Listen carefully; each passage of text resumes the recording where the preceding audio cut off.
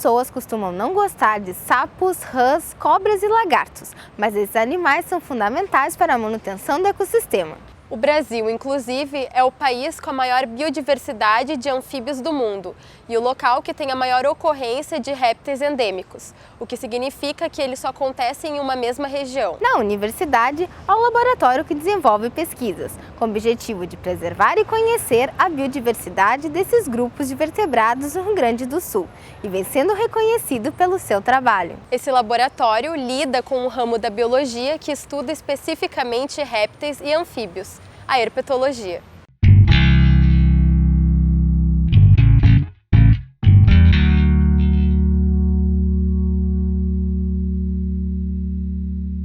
Herpetologia é um nome meio assustador e feio para um ramo da ciência da zoologia, né, que estuda especificamente os anfíbios e os répteis. São dois grupos de vertebrados que geralmente se estudam juntos, não porque eles estejam muito aparentados, mas porque eles são organismos que têm metodologias semelhantes no campo e no laboratório. Os anfíbios e répteis são um grupo extremamente importante na diversidade brasileira, né?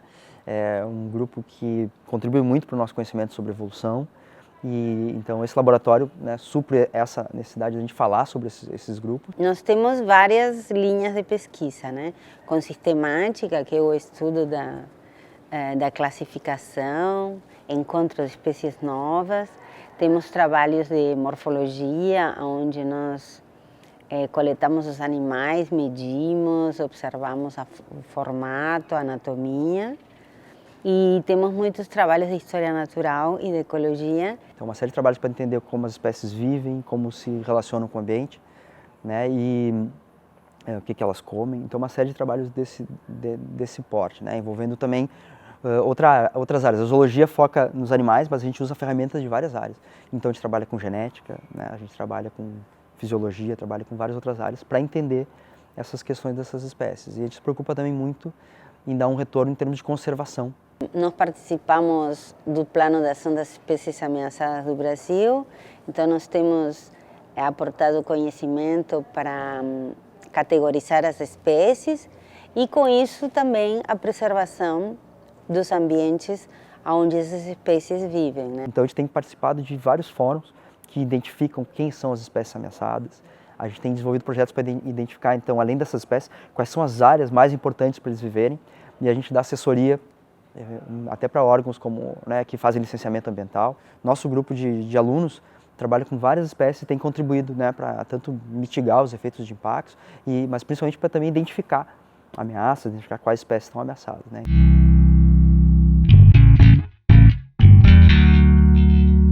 Um projeto que envolve alunos de todos os níveis, um projeto muito importante que a gente vem desenvolvendo, é com uma espécie de sapinho, um sapinho de barriga vermelha. Eu trabalho com ecologia populacional de um sapinho de barriga vermelha, que o nome dele, na verdade, é o comum, né, que a gente chama de sapinho admirável de barriga vermelha, porque ele é muito bonitinho, assim, ele é verdinho com vermelho, então ele realmente é muito bonito, por isso esse nome. Eu tentei responder perguntas que pudessem auxiliar a nossa equipe, né, toda a equipe que trabalha com a espécie, de alguma forma na tomada de decisões para a conservação da espécie. Os focos de trabalho com esse sapinho é voltado para a conservação, porque ele é endêmico aqui do Rio Grande do Sul.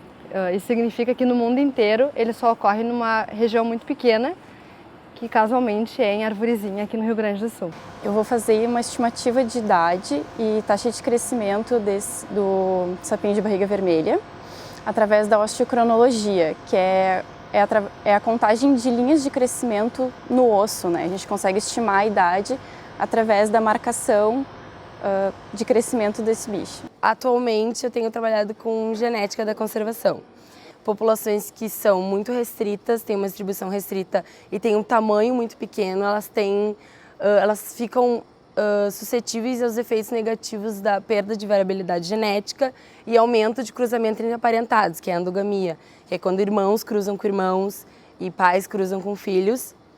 Isso acaba prejudicando muito a população. Então a gente quis calcular o tamanho populacional efetivo a partir de dados moleculares, que é um tipo de tamanho populacional diferente do tamanho populacional censo, de contágio, ecológico. Com essa estimativa a gente pode prever a viabilidade da população ao longo dos anos. Então a gente consegue ver os efeitos negativos da endogamia. Essa estimativa está intimamente relacionada com a variabilidade genética da espécie, da população, né?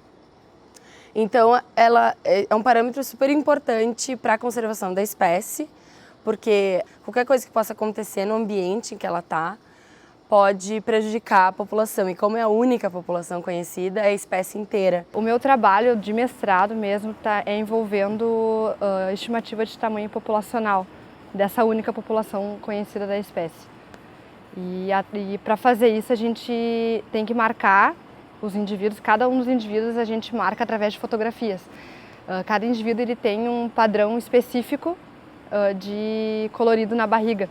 Então a gente vai para campo, fotografa, captura e fotografa todos os indivíduos que a gente encontrar e depois, todas as vezes que eu for para campo, eu reúno as fotos e vejo quantas vezes eu capturei cada um dos indivíduos através desse padrão de colorido da barriga. Aí através disso a gente faz estimativas para calcular o tamanho populacional. Nós fomos selecionados como entre os 3 finalistas da categoria de academia, né? Então de quem faz pesquisa e está associado à conservação. E a gente ficou sabendo que existia um projeto de instalação de uma pequena central hidrelétrica lá na região onde tem esse sapinho.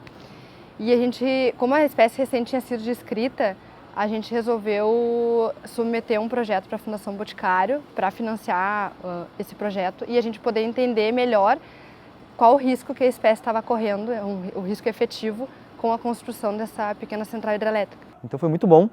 Foi muito, acho que, bom para os alunos verem reconhecido esse projeto deles, né, como selecionado entre quase 900 projetos que foram submetidos, ficou como finalista. E também a gente acha que é muito importante, a principal coisa que nos interessa é garantir a sobrevivência dessa espécie. Então a gente acha que esse reconhecimento ajuda que novas ameaças não surjam, né, porque a ideia da hidrelétrica, no primeiro momento ela foi proibida, mas ela vai voltar como uma nova proposta, então pode ser que essa ameaça retorne. Então a gente acha que esse prêmio pode ajudar a barrar isso. Eu trabalho com taxonomia e sistemática filogenética de cobras cegas, que são anfisbenas, são umas cobrinhas que vivem debaixo da terra. Na verdade, assim, eu vejo a relação de parentesco entre elas com morfologia, que é muita análise de morfologia externa e de crânios e toda essa parte, e com genética, assim, com uma parte de análise molecular. A gente junta os dois conjuntos de dados assim e analisa. Eu sempre gostei muito de taxonomia em si, que é essa identificação de espécies e eu já gostava de répteis, de certa forma, e aí acabei trabalhando com anfisbenas, que é um grupo mais restrito assim, mas tem um ambiente muito interessante, que elas vivem enterradas, então a gente sabe muito pouco da biologia delas, e aí eu acabei me interessando mais assim, gostando bastante da relação que tem, né, entre o meio e o grupo assim. Eu oriento alunos de iniciação científica de mestrado e doutorado com uma lagartixa da duna, que é o Ulialemus arambarensis, que é o único réptil endêmico, que tem um tamanho bem pequeno, né? Mas ele só vive nas dunas da Lagoa dos Patos, nas restingas da Lagoa dos Patos, desde Viamão até São Lourenço. É um lagarto ameaçado, na verdade ele está como em perigo na lista de ameaça e as populações dele são muito pequenas, a área de distribuição dele é muito restrita e é uma área que sofre bastante influência de fragmentação de habitat, então a importância é saber exatamente o que está acontecendo com esse bicho, com essa espécie, em toda a área que ele ocorre, né? E como as populações estão se distribuindo espacialmente. Eu estou trabalhando numa pesquisa sobre um lagarto endêmico aqui do Rio Grande do Sul, a lagartixa das dunas, e a gente faz um estudo de dinâmica populacional, assim, numa área em Barra do Ribeiro, e a gente também tem um projeto de extensão. É importante também ter a parte de pesquisa, mas é importante a gente passar os resultados dessa pesquisa para a população. Então, a gente tem esse projeto de extensão para passar em escolas, para criar material de educação ambiental, para devolver para a população o conhecimento que a gente tem em campo, né? O meu interesse por jacarés assim, surgiu numa saída de campo que eu encontrei um bicho e eu disse, eu quero trabalhar com esse bicho, né, com essa espécie. Eu trabalho com ecologia populacional do jacaré do papo amarelo nas lagoas do litoral norte.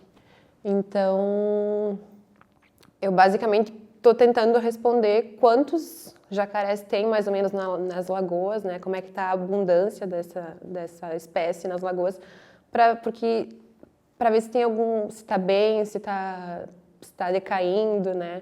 Porque há muitos anos ninguém trabalha com a espécie aqui no Rio Grande do Sul, então não se sabe nada, não se sabe se ela está ameaçada, se a população está boa. Então eu estou iniciando essa pesquisa. Assim. Eu trabalho com um lagartinho que tem no sul do Brasil e no Uruguai, chamado lagartixa listrada. E aqui no Rio Grande do Sul ela tem tanto no litoral quanto no campo, mas eu trabalho numa região no escudo cristalino sul rio-grandense, que é uma região de afloramentos rochosos, onde o lagarto vive e desempenha as suas funções. Ele reproduz, ele procura alimentos, enfim. E para fazer todas as atividades que ele precisa, ele, por ser um ser ectotérmico, ele precisa retirar a energia do ambiente. E ele faz isso principalmente se aquecendo em cima das rochas, exposto direto ao sol. Só que um problema que a gente tem atualmente no Rio Grande do Sul e no Brasil é a expansão da silvicultura, o plantio em larga escala de espécies exóticas, como eucalipto, pinos. E o problema é que esse plantio é feito de forma indiscriminada. Muitas vezes eles não respeitam áreas de proteção permanente, como beiras de rio e afloramentos rochosos. O que acontece é que em alguns afloramentos em que os eucaliptos são plantados perto, eles acabam com o crescimento fazendo um sombreamento. Então, com o afloramento na sombra, fica difícil para os lagartos se aquecerem e desenvolverem suas atividades diárias. Então, o meu projeto de pesquisa é justamente tentar descobrir e responder se a silvicultura afeta os lagartos e se afeta negativamente.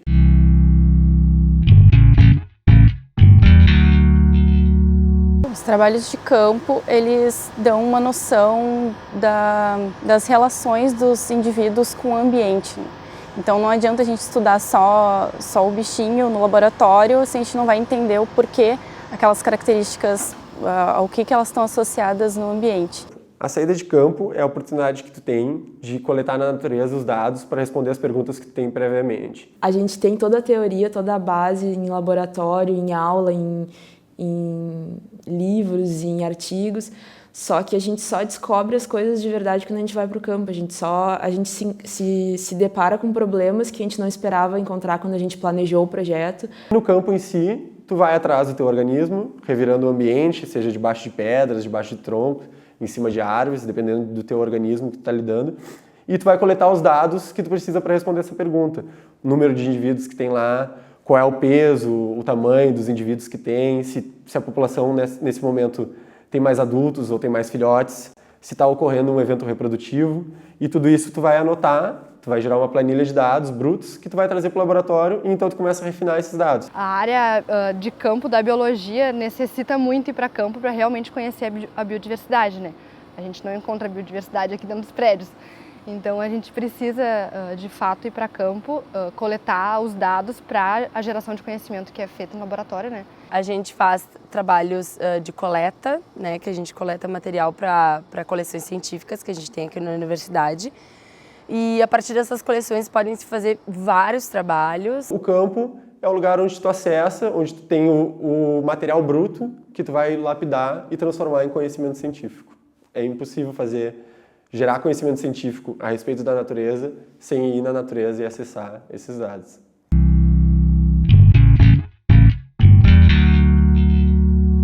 Eu acho que a Herpeto acaba sendo um trabalho, mas acaba sendo um lazer também, porque a gente aprende muito e esse aprendizado é muito bom, assim. Cada vez a gente aprende mais, cada vez a gente gosta mais, então fica cada vez mais gostoso trabalhar. É onde a gente tem as pessoas que se interessam pelas mesmas coisas que a gente, que estão junto, que pegam junto, que trabalham junto. Então, é como uma família, assim, pra gente é uma família, né?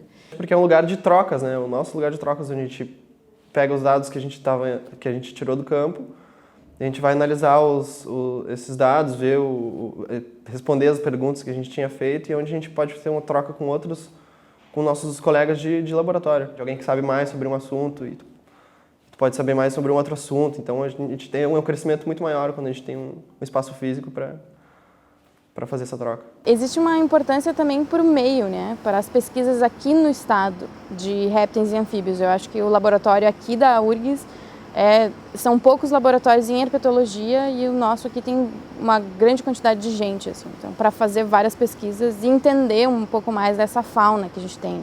É difícil tu passar o teu conhecimento, ou que tu adquire, ou que tu aprende para outra pessoa, então eu acho que ele é mais uma ferramenta, né? Principalmente quando a gente trabalha com educação ambiental. Todas as pesquisas que são feitas no laboratório, elas são em prol da biodiversidade. Então a gente tenta desmistificar, né, os anfíbios e os répteis, de que eles são muito importantes para todo o ecossistema, né? A gente tenta, a partir de trabalhos de extensão, também passar isso para escolas, para crianças. Porque quando tu quer conservar, se teu objetivo é promover a conservação da natureza, tu precisa que a população também queira fazer isso. E geralmente a população quer, mas para promover essa conservação, para a população te apoiar, tu tem que levar o conhecimento até ela.